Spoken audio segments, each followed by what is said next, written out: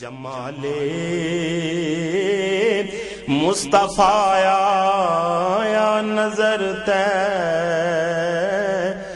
کی گلیوں. بسم اللہ الرحمن الرحیم. الحمد للہ رب العالمین والعاقبۃ للمتقین والصلاة والسلام علی سید الانبیاء والمرسلین وعلی آلہ واصحابہ وازواجہ وأہل بیتہ وذریاتہ اجمعین. اعوذ باللہ من الشیطان الرجیم. بسم اللہ الرحمن الرحیم. ان اللہ وملائکتہ یصلون علی النبی یا ایہا الذین آمنوا صلوا علیہ وسلموا تسلیما. اللہم صل علی محمد النبی الامی وعلی آلہ وسلم. بسم اللہ الرحمن الرحیم. رب اشرح لی صدری ویسر لی امری واحلل عقدۃ من لسانی یفقہوا قولی. بسم اللہ الرحمن الرحیم. وقل جاء الحق وزهق الباطل ان الباطل کان زہوقا. آج ہم اپنا درس نمبر 53 پڑھیں گے اور یہ سلسلہ ترغیب و ترہیب کے ساتھ شروع ہو رہا ہے اور اس کا عنوان ہے سنت رسول اللہ صلی اللہ علیہ وسلم، حضور اقدس صلی اللہ علیہ وسلم کی تواضع، اور اس کی تمام تر تفصیلات شمائل ترمذی سے لی گئی ہیں. آئیے آغاز کرتے ہیں. بسم اللہ الرحمن الرحیم. حضور اقدس صلی اللہ علیہ وسلم کی تواضع. حضرت قدامہ بن عبداللہ رضی اللہ تعالی عنہ فرماتے ہیں کہ میں نے رسول اللہ صلی اللہ علیہ وسلم کو دیکھا کہ حج کے موقع پر ایک سرخ اونٹنی پر رمی فرما رہے ہیں، اس طرح کہ نہ لوگوں کو مارا پیٹا جا رہا تھا، نہ دھکے دیے جا رہے تھے، نہ ہی ہٹو ہٹو کا شور ہنگامہ تھا. عام طور پر دیکھا جاتا ہے کہ کوئی بڑا آدمی بھیڑ میں چلتا ہے یا گزرتا ہے تو اس کے لیے آگے بڑھ کر راستہ صاف کیا جاتا ہے. گزرنے والے سے کنارے ہٹو ہٹو کہا جاتا ہے. آپ صلی اللہ علیہ وسلم اس طرز عمل کو ہرگز پسند نہ فرماتے تھے. افسوس کہ آج کل بعض بڑے لوگ اسے اپنا وقار سمجھتے ہیں. وقار اور اکرام و تعظیم کا وہ طریقہ جو خلاف سنت ہو محمود نہیں، یہ تو متکبروں کا شیوہ ہے. حضرت انس رضی اللہ تعالی عنہ فرماتے ہیں کہ آپ صلی اللہ علیہ وسلم نے ایک پرانے پالان پر حج کیا. اس پر ایک کپڑا پڑا ہوا تھا جو 4 درہم کا بھی نہ ہوگا، اور فرما رہے تھے کہ اے اللہ اس حج کو ریا اور شہرت سے خالی فرما. حضرت نضر بن وہب رضی اللہ تعالیٰ عنہ فرماتے ہیں کہ آپ صلی اللہ علیہ وسلم ایک مرتبہ ایک ایسے گدھے پر سوار تھے جس پر زین بھی نہ تھی بلکہ رسی یعنی لگام ڈالی ہوئی تھی، اور اس پر اونٹ کی کھال کا ٹکڑا پڑا ہوا تھا. پھر آپ صلی اللہ علیہ وسلم نے حضرت معاذ رضی اللہ تعالیٰ عنہ کو بلایا اور اپنے پیچھے سوار کر لیا. زین کے بغیر سواری، رسی کی لگام اور اونٹ کی کھال پر تشریف فرما ہونا، یہ سب امور تواضع سے متعلق ہیں. حضرت ہند ابن ابی حالہ رضی اللہ تعالیٰ عنہ فرماتے ہیں کہ آپ صلی اللہ علیہ وسلم کی جس سے ملاقات ہوتی پہلے سلام فرماتے. سلام میں ابتدا کرنا تواضع اور حسن اخلاق کی علامت ہے. حضرت ابن مسعود رضی اللہ تعالیٰ عنہ فرماتے ہیں کہ ایک شخص نے آپ صلی اللہ علیہ وسلم سے گفتگو کی تو اس کی رگ بھڑکنے لگی. آپ صلی اللہ علیہ وسلم نے فرمایا، اطمینان رکھو، میں کوئی بادشاہ نہیں ہوں، میں قریش کی اس عورت کا بیٹا ہوں جو خشک گوشت کھاتی تھی. حضرت اما عائشہ رضی اللہ تعالی عنہا فرماتی ہیں کہ آپ صلی اللہ علیہ وسلم خود اپنے کپڑے میں پیوند لگا لیتے تھے. اس کے بعد ہے ماقبل سے ربط. جب آپ صلی اللہ علیہ وسلم نے صحابہ کرام رضوان اللہ علیہم اجمعین کے درمیان قیدیوں کی تقسیم فرمائی تو ان سے حسن سلوک کا حکم فرمایا. قیدیوں کو قتل کر دیا جائے یا ان کو فدیہ لے کر چھوڑ دیا جائے، اس کے متعلق آپ صلی اللہ علیہ وسلم نے صحابہ کرام رضوان اللہ علیہم اجمعین سے مشورہ کیا. سیدنا صدیق اکبر رضی اللہ تعالی عنہ کی رائے یہ تھی کہ فدیہ لے کر چھوڑ دیا جائے. جبکہ سیدنا عمر رضی اللہ تعالیٰ عنہ کی رائے تھی کہ قیدیوں کو قتل کر دیا جائے۔ آپ صلی اللہ علیہ وسلم نے سیدنا صدیق اکبر رضی اللہ تعالیٰ عنہ کی رائے کو اختیار فرمایا، لیکن اللہ رب العزت نے اس رائے پر عتاب فرمایا اور آیت مبارکہ نازل ہوئی۔ پھر تمام قیدیوں کو حسب الحیثیت فدیہ لے کر چھوڑ دیا گیا۔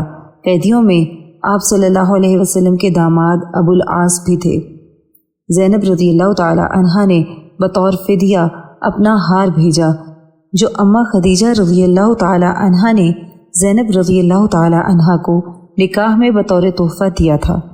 جب آپ صلی اللہ علیہ وسلم نے وہ ہار دیکھا تو آنکھ مبارک سے آنسو جاری ہو گئے اور حکم فرمایا کہ ابو العاص کو بغیر فدیہ کے چھوڑ دیا جائے، اور ان کا فدیہ یہ مقرر کیا کہ وہ مکہ واپس جا کر حضرت زینب رضی اللہ تعالی عنہا کو مدینے بھیج دیں۔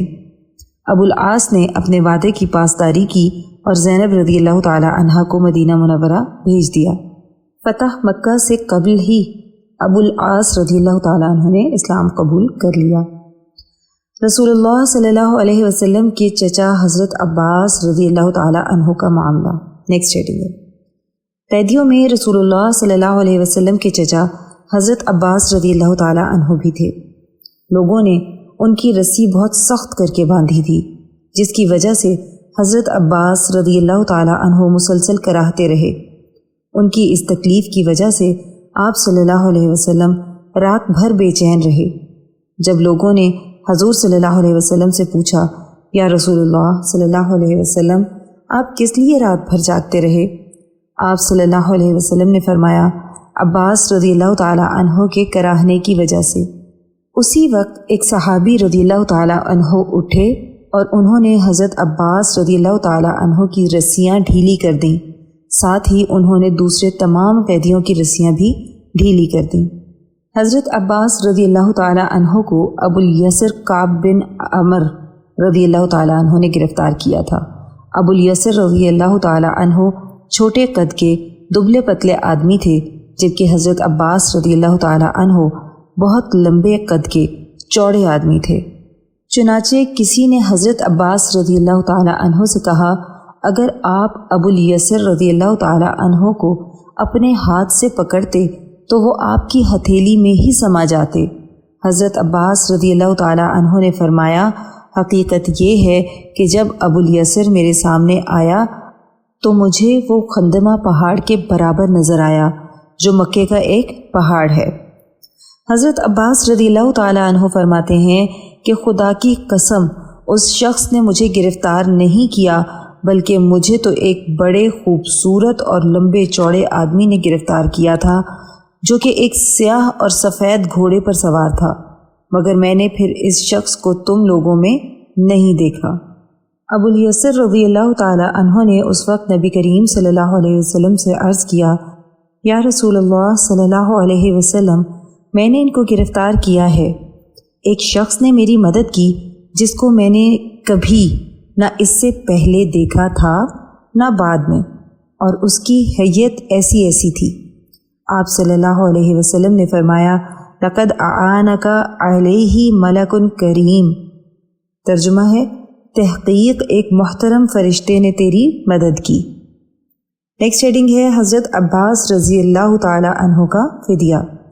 روایت میں ہے کہ رسول اللہ صلی اللہ علیہ وسلم نے حضرت عباس رضی اللہ تعالی عنہ کا فدیہ 40 اوقیہ سونا یا 100 اوقیہ سونا مقرر فرمایا۔ ایک روایت میں ہے کہ 400 اوقیہ سونا فدیہ مقرر فرمایا۔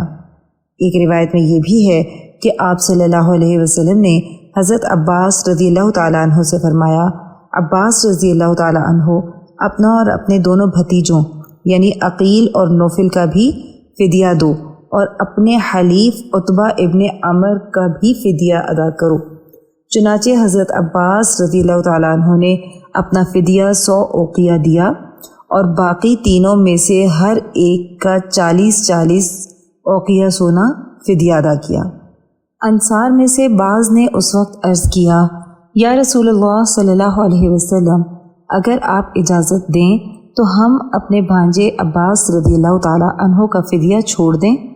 آپ صلی اللہ علیہ وسلم نے جواب میں فرمایا، واللہ لا تذرن منہ درہما، خدا کی قسم ان سے ایک درہم بھی نہ چھوڑنا۔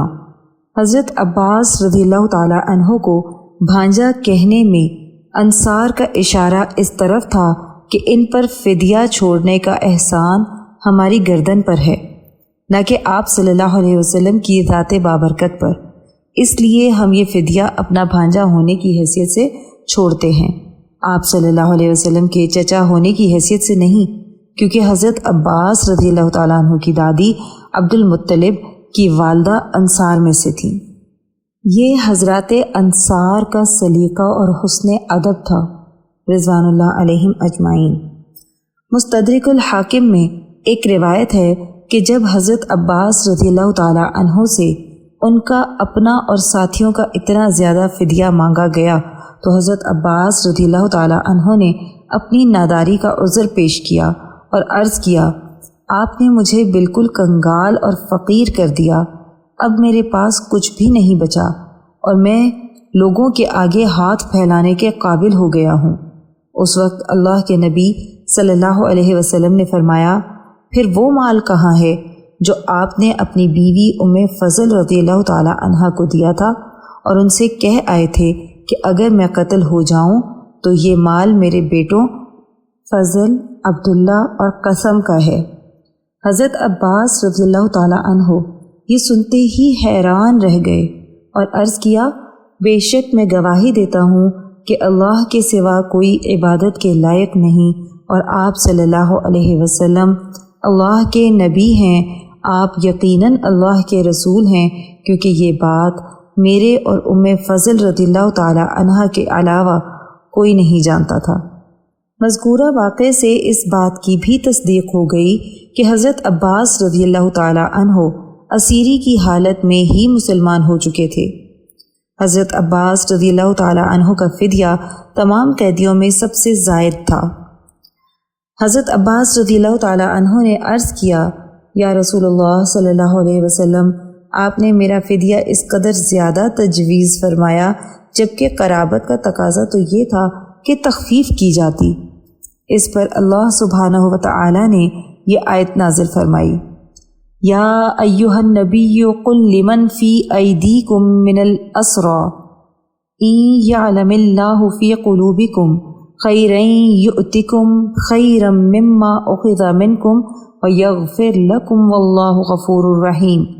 سورہ انفال کی آیت نمبر 70 اور اس کا ترجمہ ہے، اے نبی صلی اللہ علیہ وسلم، آپ کے قبضے میں جو قیدی ہیں آپ ان سے فرما دیجئے کہ تم اس فدیہ پر افسوس نہ کرو، اگر تمہارے دلوں میں اللہ ایمان دیکھے گا تو جو کچھ تم سے فدیے میں لیا گیا ہے اس سے کہیں زائد اور بہتر تم کو دنیا میں عطا فرمائے گا اور آخرت میں تم کو بخش دے گا، اور اللہ بڑا بخشنے والا اور مہربان ہے۔